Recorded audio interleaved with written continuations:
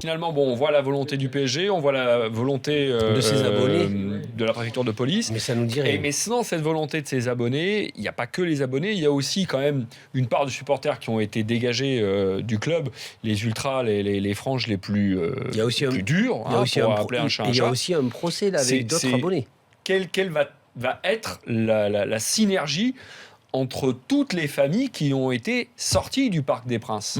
Parce que vous représentez, la vôtre, les abonnés. Mais est-ce que vous arriverez à fédérer tout le monde ? On va en parler, mais tiens, James, François, Ali, écoutez ce qu'en dit Bernard Lama, qui a été sollicité par RMC et BFM Sport, parce que c'est intéressant de voir ce qu'il dit. Et écoutez bien son ressenti sur le retour possible des Ultras au Parc des Princes.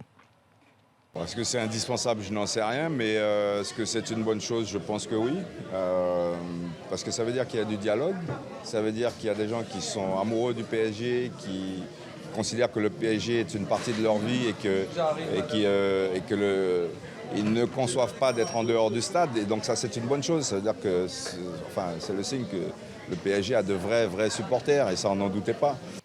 Il est indispensable peut-être pas, mais en tout cas souhaitable oui. Bernard Lama, toi Ali, ton avis déjà sur l'idée que ça se refasse comme ça petit à petit dans un cadre déjà assez strict? Déjà, ces amoureux de maillot, ça c'est une chose. Donc supporters du Paris Saint-Germain, ça c'est une chose.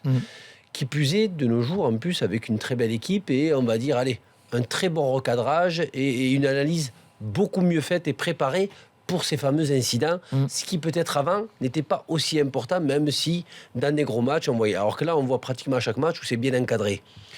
Mais cette équipe du Paris Saint-Germain et ce Parc des Princes est bien quand il y a de l'ambiance. Et cette équipe du Paris Saint-Germain a des supporters qui ont toujours mis de l'ambiance, on le sait, avec les fumigènes, Auteuil, Boulogne, comme le disait François, les tigristes et tout.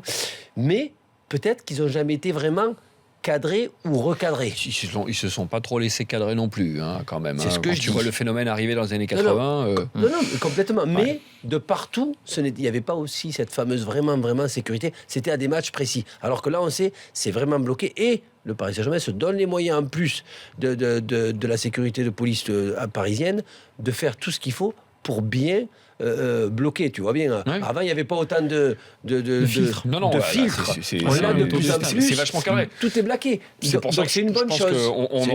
On ne revivra plus jamais, a priori, mais je pense qu'on ne revivra plus jamais ces grandes années, entre les années 80 jusqu'aux années 2000, où on avait parfois les ambiances extraordinaires. Alors ça, c'est une chose, mais d'un autre côté, on ne vivra non plus. Et ça, évidemment, ça souhaitait jamais les deux morts qu'il y a eu autour du Parc des Princes.